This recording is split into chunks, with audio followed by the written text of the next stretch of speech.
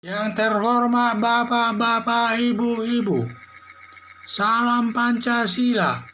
Bapak-Bapak, Ibu-Ibu yang melihat video saya ini, tolong jangan lupa subscribe, like, dan di-share. Sifatnya gratis. Saya akan mengomentari Rizal Ramli tidak masuk bursa calon menteri dalam resapel kabinet minggu ini. Sumber saya dari YouTube. Rizal Ramli pernah menjabat Menteri Koordinator di era pemerintahan Presiden Joko Widodo periode pertama. Sebelum 1 tahun jabatan Menteri Koordinator dicabut dari Rizal Ramli. Hanya saja pada saat itu diberi penggantinya kepada Rizal Ramli, yaitu salah satu jabatan menteri yang lain. Tetapi Rizal Ramli tidak mau karena katanya tidak sesuai dengan keahliannya. Karena Rizal Ramli ini keahliannya di bidang ekonomi dan keuangan. Jadi saya lihat penolakan daripada Rizal Ramli ini sangat disayangkan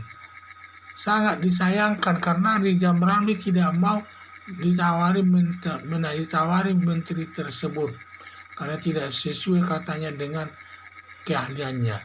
Padahal banyak menteri yang menduduki jabatan sebagai menteri tidak sesuai dengan pendidikannya atau keahliannya. Yang penting kan kita diangkat jadi menteri. Yang menentukan cocok atau tidak seseorang menduduki jabatan adalah Presiden Joko Widodo.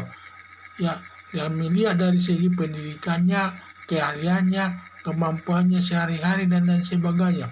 Yang menilainya itu kan Presiden Joko Widodo, karena dia nanti yang mengangkatnya itu. Dan dia akan mengangkat orang yang sesuai dengan kinerjanya. Yang berakibat rencana resapel kabinet dalam minggu ini tidak ada kedengaran nama Rizal Ramli masuk dalam bursa menteri seperti Ahok, Yusril Iza Mahendra, dan Tuan Guru Bajang. Ini ada namanya nih calon bursa daripada calon menteri ini. Ada dugaan Ahok ini nanti katanya akan menduduki jabatan investasi. Nah, itulah saya lihat. Kalau Yusril Iza Mahendra tidak tahu apa yang akan tetapi sudah ada, dia termasuk salah satu bursa dalam menduduki jabatan menteri nanti dalam resapel kabinet Presiden Joko Widodo minggu ini, termasuk Tuan Guru Bajang. Tuan Guru Bajang ini dari NTB ini, karena dia orang berpengalaman ini, mantan gubernur Nusa Tenggara Barat ini, sehingga yang mengetahui nanti dia bisa atau tidak kan Presiden Joko Widodo yang mengangkatnya nanti. Presiden Joko Widodo merasa malu menawarkan jabatan menteri kepada Rizal Ramli. Nanti ditolaknya lagi, dan nanti dituding dan masyarakat nanti bisa menuduh Presiden Joko Widodo sepertinya tidak ada orang lagi sampai hanya menunjuk daripada Rizal Ramli tersebut. Harapan saya Rizal Ramli jangan suka memilih jabatan karena orang lain yang menentukan cocok atau tidak menduduki suatu jabatan tersebut. Itu sangat disayangkan kalau menurut saya. Waktu itu dia salah satu menduduki jabatan koordinator itu. Mungkin kalau nggak salah koordinator masalah keuangan itu. Ekonomi dan keuangan.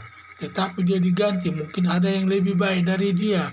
Sehingga diganti, dia menjabatnya. Sehingga dia diberikan pilihan lain, jabatan menteri juga, tapi di bidang lain.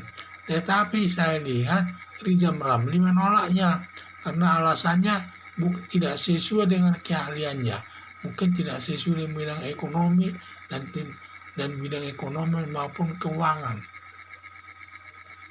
Sebenarnya mengenai cocok atau tidak itu tergantung presiden, karena presiden juga menilai seseorang itu juga dari segi pendidikannya, pengalamannya, dan kinerjanya. Jadi dia yang menentukan yang cocok bekerja sama dengan presiden, bukan dirinya sendiri, dan juga yang mengetahui itu kita cocok atau tidak suatu jabatan tersebut adalah yang mengangkat kita, bukan kita. Jadi yang mengangkat kita banyak yang tidak cocok bidangnya tapi diangkat menteri. Salah satu contoh menteri kesehatan, dia bukan dokter, dia malah di bidang ilmu lain dia. Tetapi ditunjuk presiden dia sebagai menteri kesehatan menggantikan menteri yang dulu, menggantikan Terawan. Tetapi itulah, jadi tidak harus sesuai dengan pendidikan kita menduduki jabatan tersebut.